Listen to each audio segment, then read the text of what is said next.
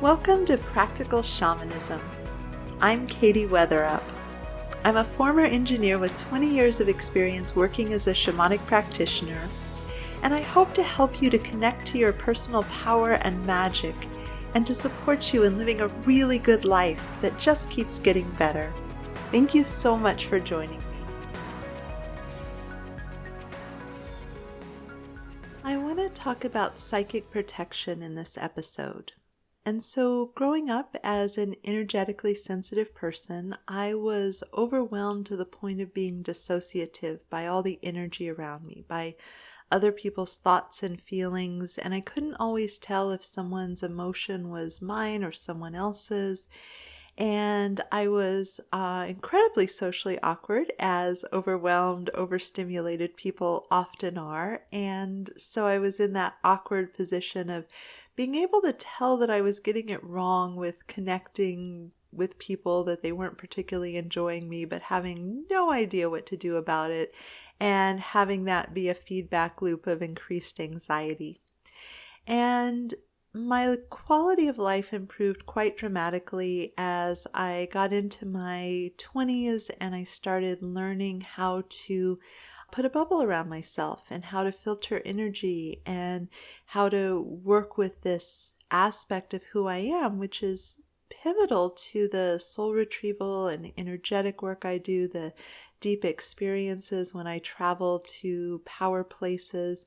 There's incredible richness that's found in this ability to communicate and map energetics into psychic information and to work with that in a congruent and really effective way, which I love. So, the two sides of a same coin where, something that in some contexts can really function like a disability, where moving through situations that a non-energetically sensitive person takes for granted become very, very expensive for me. It takes a lot more spoons to be in a crowded, noisy bar, whereas someone who was less sensitive and more extroverted might find that that was just the most wonderful fuel ever. I was on a cruise with someone, a big group of people, and we kind of met up and we were talking, and I was like, oh, I'm scanning for a couch where we can sit and talk and hang out that's like away from people.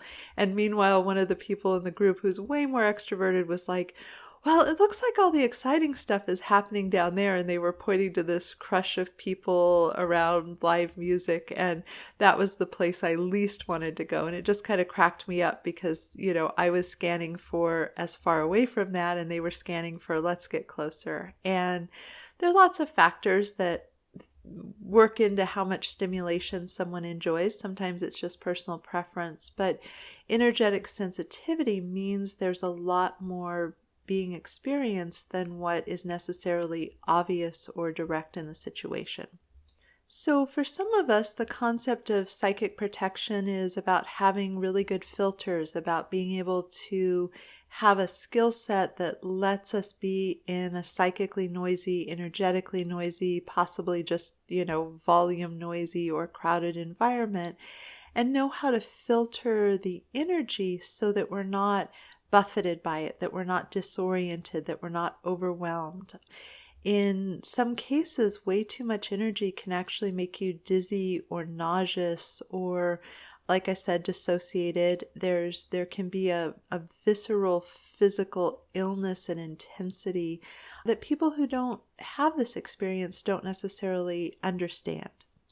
And for some of my clients, it's not just about managing the loudness of the world. They're actually dealing with entities and energetic intrusions. For some people, there's a feeling that someone might be ill-wishing them. So black magic and curses, and what if someone's sending me energy that I don't want? And this can hit really deep with us. If we look at the history of witch trials and such, the story or the narrative or the thought or the feeling or the idea that someone was wishing you ill was potent enough to be something that the interesting judicial system of the Middle Ages would get involved with. And one of the things that has really made a difference in my quality of life is not only that ability to hold a strong bubble around me and filter energy, but also the confidence to know that I'm competent to energetically protect myself from beings that aren't in bodies, entities or spirit attachments that might try to interact with me. I had some challenges with that early on in my path, and I got really good at commanding my space and working with it, and it's been a non-issue for a long time, which is wonderful. And also being able to deflect energy. Sometimes it's even energy where someone's feeling really positively towards you. I remember giving a talk at one point, and I had many people come up. They were people who had, I don't remember if it was weekly or monthly speakers, and I had multiple people come up for the purpose of saying, we have people come all the time and your, talk was so exceptional. It was so much better. Wow, you're amazing. And it was a lovely night. I had a lot of energy that wanted to move through me. I was really connected to the guides, and the information I had to share was really deeply received. It moved people. Really great evening. But then I came home and didn't close the energetic pathways. And so what I was shown by my guides when I woke up feeling drained and tired and really off was some of these people were still thinking about the experience and tuning into me. And they were longing for more of the energy and the medicine and the transmissions that my guides had shared when I was partly being a hollow bone speaking in front of this group.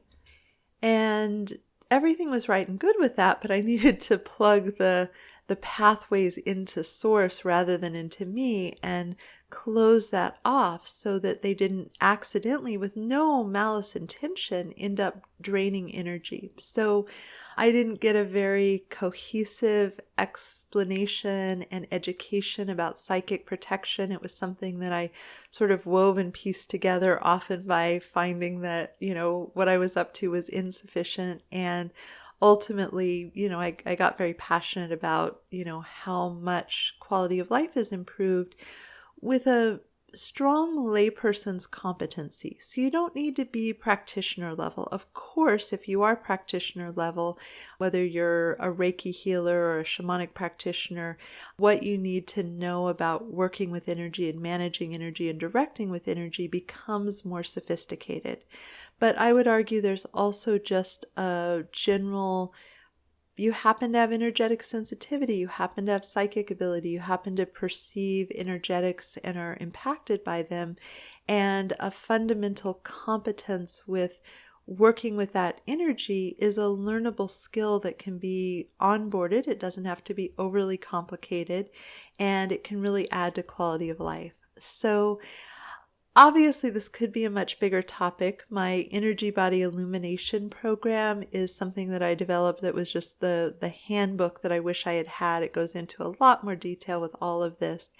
And for people specifically dealing with entity attachment or the feeling that they're being cursed by someone or black magic, I have a getting rid of entities and keeping them gone. If you look for my Practical Shamanism Academy or you link through my website, you can find those courses and those programs. And I spend hours and hours and hours just going through everything my guides said would be helpful to offer on these subjects. So they're very extensive and comprehensive programs. But I know not everybody has the budget for that or the level of interest or the time. So I want to just kind of do a data dump of some of the things that I learned that are most helpful for having really good psychic protection. And again, this applies whether you're just managing the loudness of the world. We have more souls incarnate on the planet than ever before. It's a lot. When we go out the door, we're also living in way more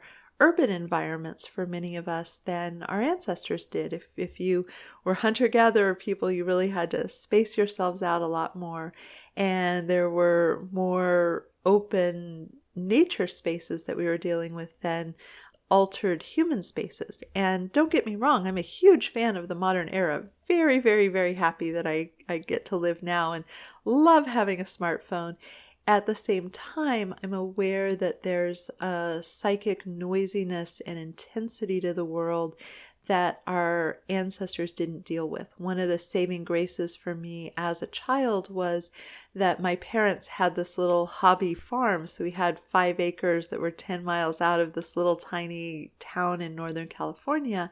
And I had goats and a horse, and, I would go to high school and I would just be in the soup of all this intense energy.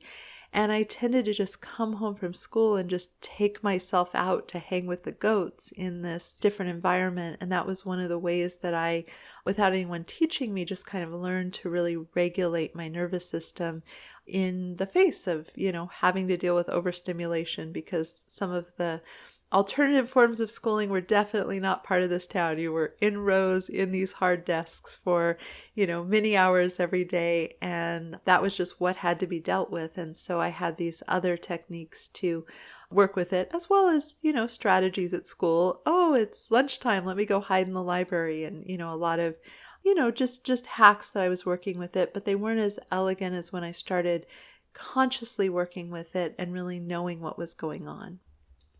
So the first thing I want to talk about is having your home be a sanctuary. And what I mean by this is we go out into the world and we're dealing with all this stimulation. And not everybody is going to have a herd of goats and 5 acres of pasture to go sit and just let your energy body not be so stimulated. Animals are very congruent in their energy, so there's a peacefulness to them, unless you happen to have a particularly neurotic animal, which sometimes you do, but mostly animals are good for regulating our nervous system. I like crystals a lot. They have a very congruent, aligned vibration. At least the ones that I bring home are ones that feel really yummy to me, and that can be really helpful.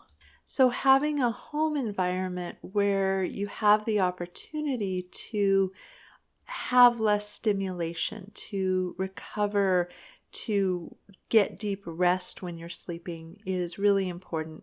And lots of people know about space clearing. They know how to wave sage around or play bells or, the multitude of ways. And we inherit a lot of shamanic practices for space clearing, because energy clean and clear in the home is something that has been of primal concern to humans pretty much as soon as they started making dwellings.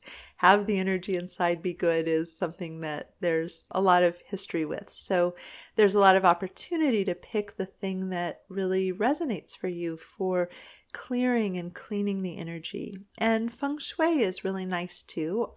I don't want anyone to feel like they need to go overboard, because one of the stressful things can be if you're really full and you have dishes in the sink, and I don't want people to feel like, oh, I'm ruining the energy. There can be this relationship of like, yeah, my house is in a little bit of take apart now, and it reflects what's going on in my life, and there'll be a cycle when that moves and gets resolved. But in general, when you're in that cycle where you have the energy to declutter your house and let go of things that are old and outdated, that's really useful. Side note, I did a program years ago called House to Haven, where I was helping energetically sensitive people to declutter, because that can actually be more expensive if you're sensitive, because objects can carry a lot of energy. So when you get into a project, you may want to do small doses or smudge your house often as you're going along, but just understand that you can get tired and disoriented faster. People who are energetically sensitive may be more likely to cry when they're moving because of all the stimulation that happens on a particular timeline. So it's just something to be aware of. But when you do have that kind of extra bandwidth and energy, it's great to invest in tending and aligning your space and having it be as energetically clean and clear as possible.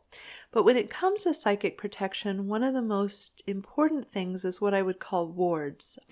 And wards, WARDS, they're energetic filters that are set up to work on your behalf independent of your energy field. So you put intention into them, but you're not powering them.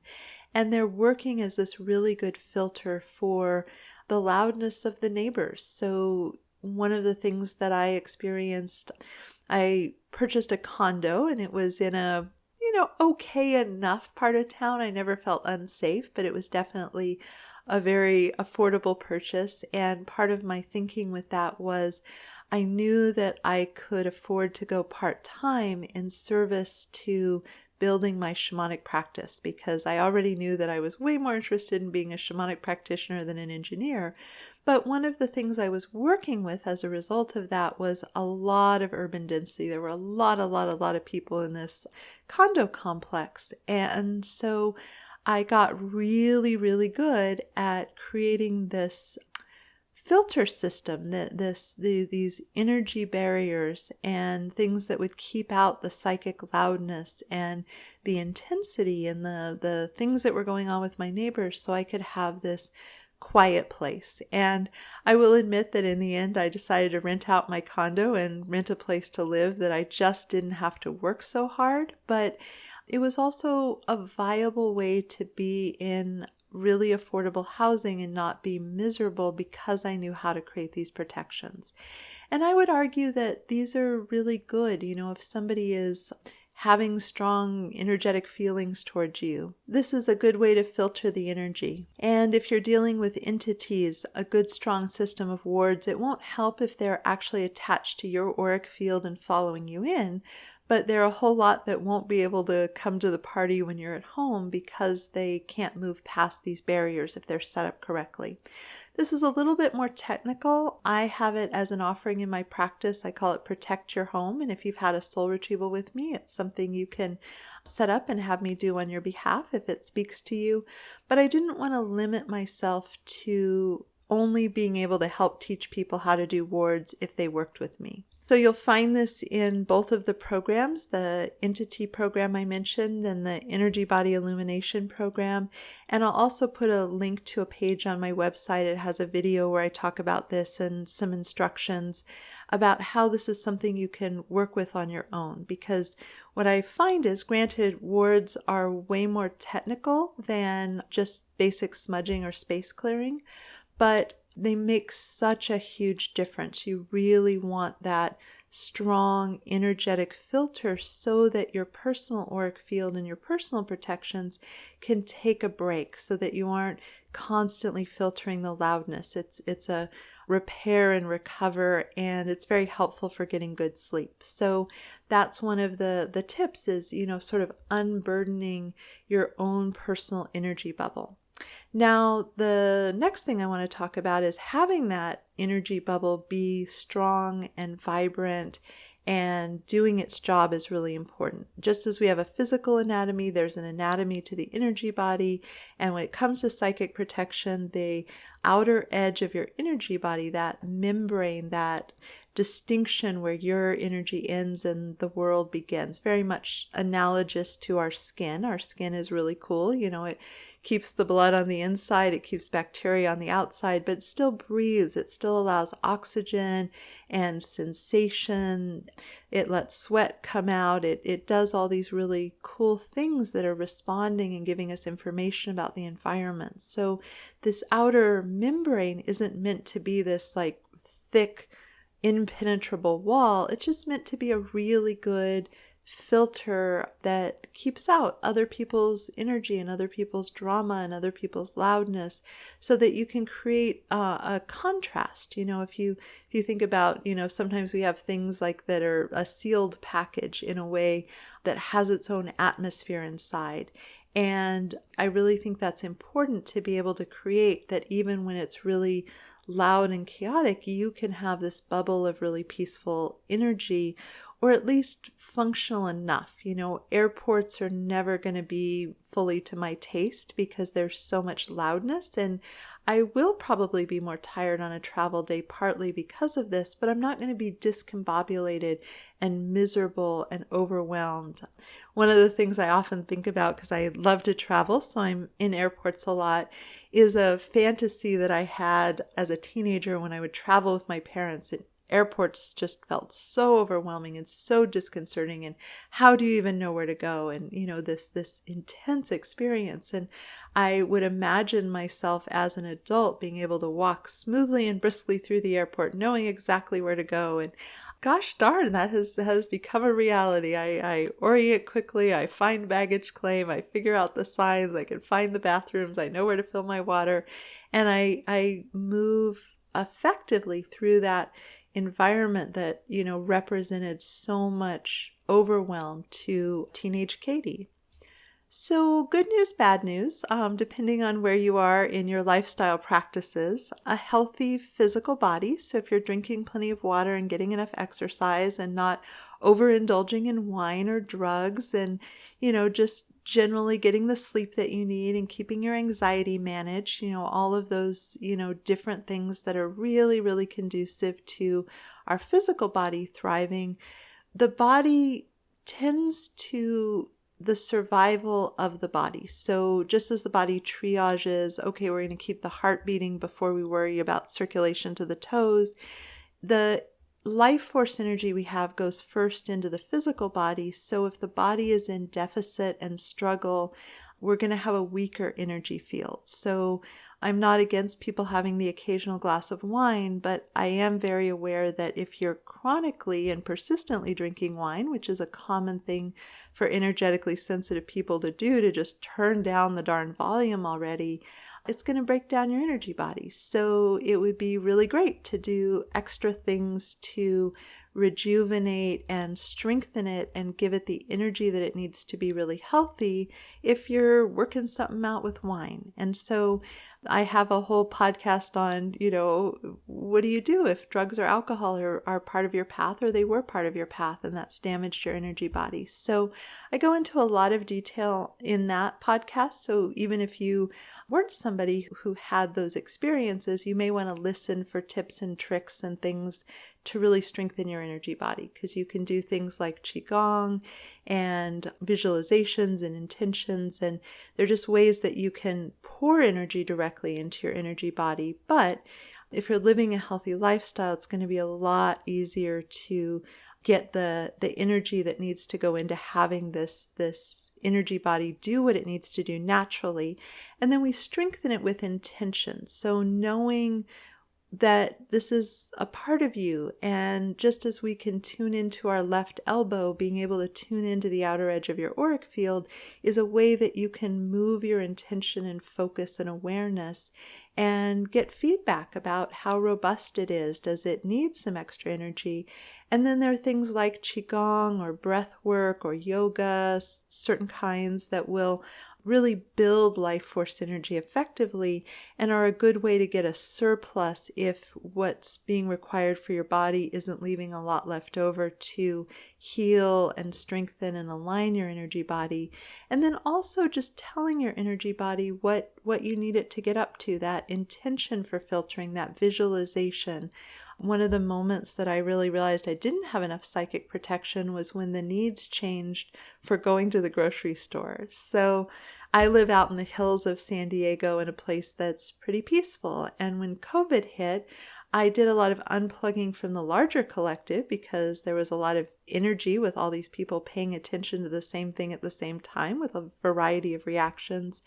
But then I went to the grocery store and there were all these new protocols lining up outside, only so many people in the store, social distancing, masking, not masking, there was a lot of just stuff getting worked out about how are we going to grocery shop, or things going to be sold out, or supply chains going to be, damaged. There was just a lot going on. And I went to the store and I wasn't particularly afraid or overwhelmed. I was kind of annoyed at standing outside the store for longer, but what can you do? But I came home exhausted.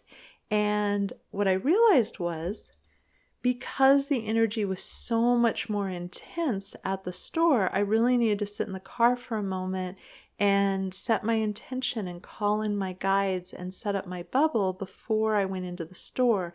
And when I started remembering to do that, you can put a sticky note on your steering wheel, or when you make your list of groceries you're hoping to acquire, you can put put myself in a bubble note on there. But it really made a difference. So intention and focus is really helpful. I'm also a really big fan of finding out what other things can do the heavy lifting. So I seldom leave the house without a Herkimer diamond. I remember I was driving to a play and I forgot to put on jewelry, And I was just noticing the loudness of the world pressing in on me as I drove down the busy road. And I'm like, oh, wow, I really wish I had remembered that. I'm really feeling it. And then I, took a breath and said, I know how to do this with intention and focus. And I, set up this bubble and maintain the bubble. But it was a lot easier when I had the Herkimer diamond that for me personally is an incredibly good fit for strengthening the protection of my energy body. It just has its own really clear vibration. I have a YouTube video where I talk more about why Herkimer diamonds are one of my favorite tools. So check that out. Just put my name in and it should pop right up. And for you, it might be something different. Some people really love black tourmaline. Some people put rocks in their pockets or in a medicine bag or wear it in jewelry. For some people, it's essential oils. For some people, having a layer of black under their clothes helps really deflect energy. There are all these different approaches. There's a really good book I like by Ted Andrews called Psychic Protection. And I just think he's a really good teacher and he goes through a lot of possibilities. So some of the fundamental layperson level mastery of this involves just finding out what works for you, because essential oils are lovely, but I don't notice that much of a difference. But the rocks and stones and crystals in my jewelry make a big difference. And so after I went to the theater without the extra, I put a auxiliary backup locket with Herkimer diamonds into my purse so that I would be able to be like, haha, I can, pull this out and put it on whether it matches or not, because it just makes such a difference with the ease. And I'm really about the ease and the elegance in us being able to move through the world without having to think about this and work with it and struggle with it and all of that. I want my energetically sensitive people to have this freedom to move about the world and to be in the places that you really have a hankering to be. I admit that even with really good tools, there are times when I'm like, yeah, a party just doesn't sound good. I just don't want to be in that group energy. So this isn't to say you need to be more extroverted or more willing to be in chaotic environments, but it does give you the freedom when there's something really appealing. Like I have a trip coming up to Glacier National Park, and it will involve a day of air travel going and a day of air travel coming back. And I'm not particularly fussed about that because I know I have the tools to be able to work with that.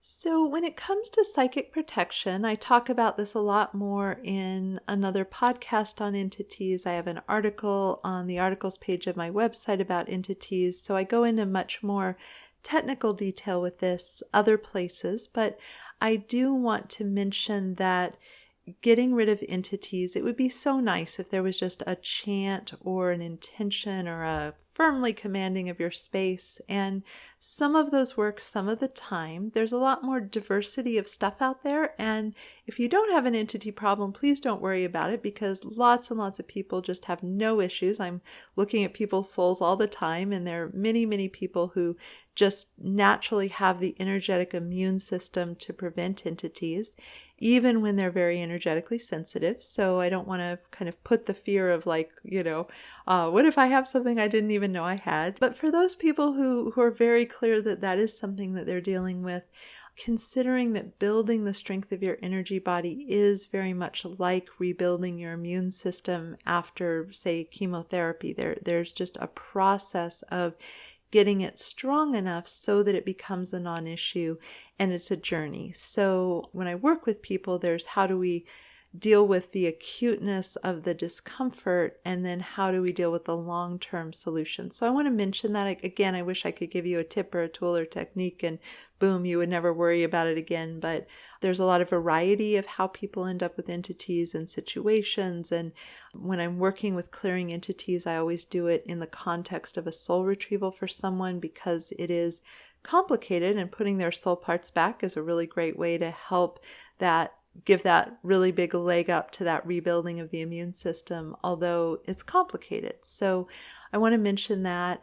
The other thing I want to mention is, let's say that someone is participating energetically with you in a way that doesn't work for you. So humans are such funny things. We're really kind of working out the boundaries of how we treat each other, and energetic boundaries are just not on the radar of most of the population. And a lot of people don't realize that if they're stewing on their anger and their frustration, my ex cheated on me, they cheated, they're a horrible person, that they could be sending this energy of wanting punishment and harm and bad things to happen to the individual. And I have compassion for that. And, if we don't know how to manage our own energy and we are sending psychic attacks without realizing it, it can cause a lot of havoc in our lives. It'll really mess up the flow of the universe working on our behalf if we're wanting other people to have worse experiences and putting energy behind it. That feeling of jealousy or envy or resentment, it shows up, and there's some really good tools to help it, move on through so we don't linger and create neural pathways where we obsess about these kind of thoughts. But one of the things I've really trained myself in is watching where my energy is going. When I'm stuck behind the person who just really wants to go 5 miles per hour in a 35 mile per hour zone, that I'm not energetically shoving them going, get out of the way, get out of the way. I just pass them if it's safe, take some deep breaths if it's not, and kind of be sure, like I can let myself feel the frustration, but I don't want to send the frustration. But most of the population will never listen to this podcast, will never, take my course on how to cut cords with people and be in clear energy exchanges. They won't come to me for a soul retrieval so I can disconnect them from, exes, all that kind of thing. And that's valid. They're on a different path. Totally respect that. But if you're listening to this, the need to work with psychically and energetically irresponsible people.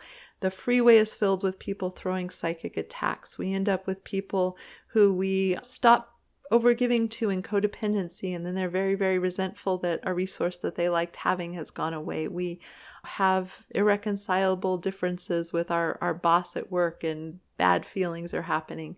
Friendships fall out, romantic relationships end.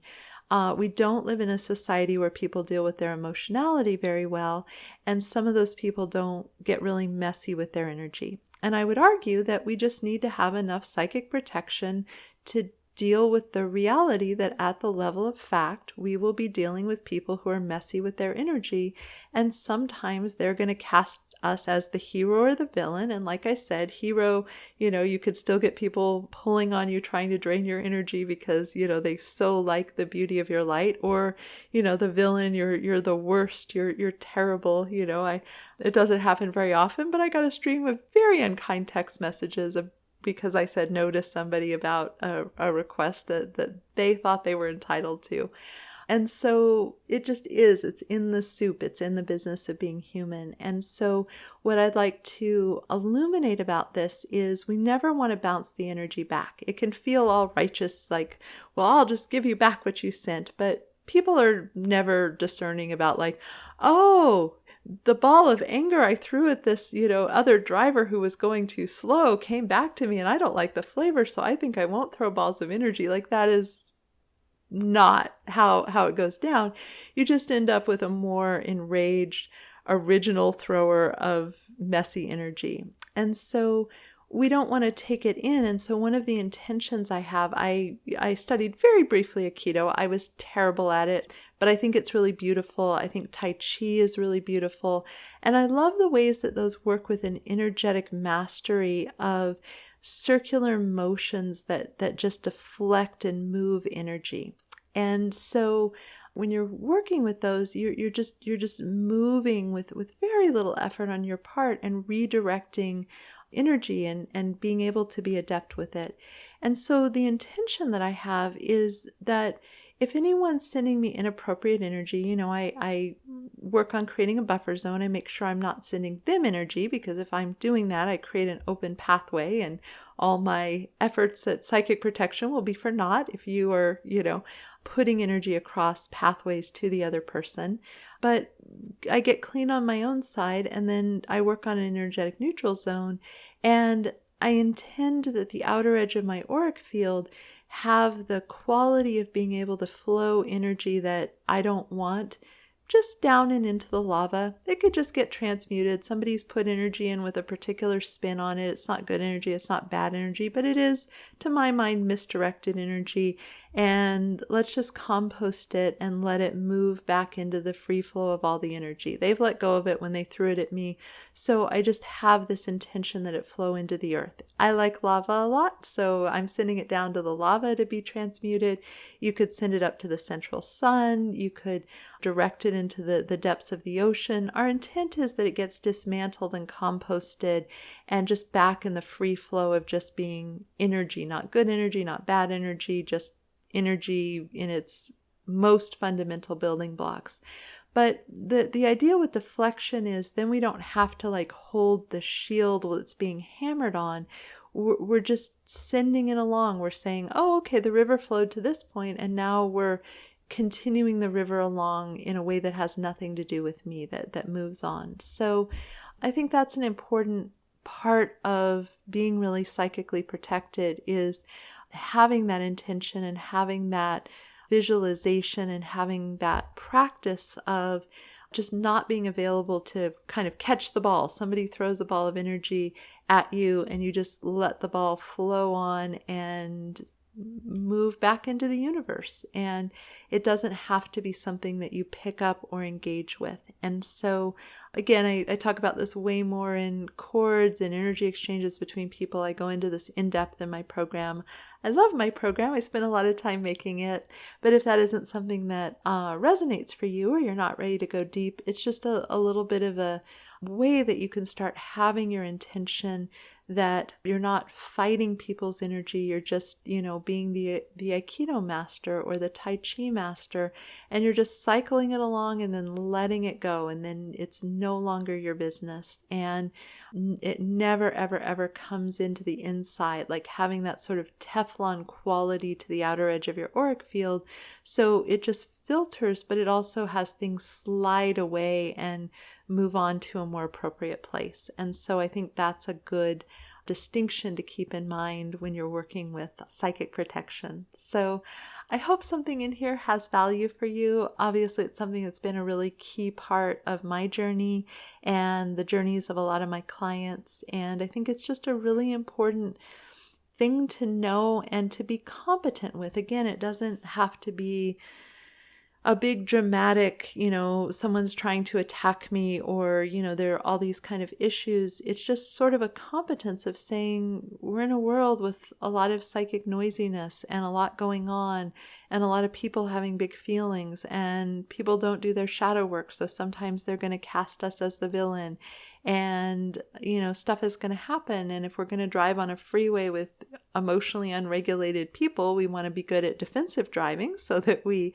ideally can avoid accidents and have energetic protections for our car to help us to move smoothly, and have energetic protections and psychic protections so that we just can move really unscathed and be on purpose and on our path and up to what we're up to in the world, grand or small, and not derailed by the loudness and the messiness of all the other people who are going about being them in more and less elegant ways, depending on what the case is for a given individual.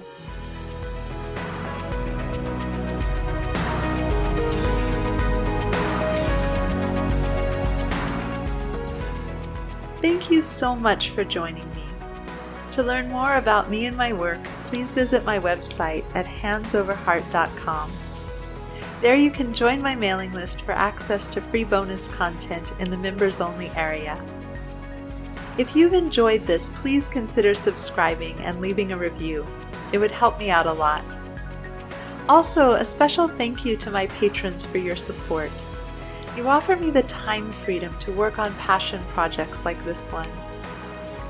If you'd like to receive personal shamanic support from me and my team of guides, please consider joining my Patreon community. You'll find the link below. And again, thank you so much for listening.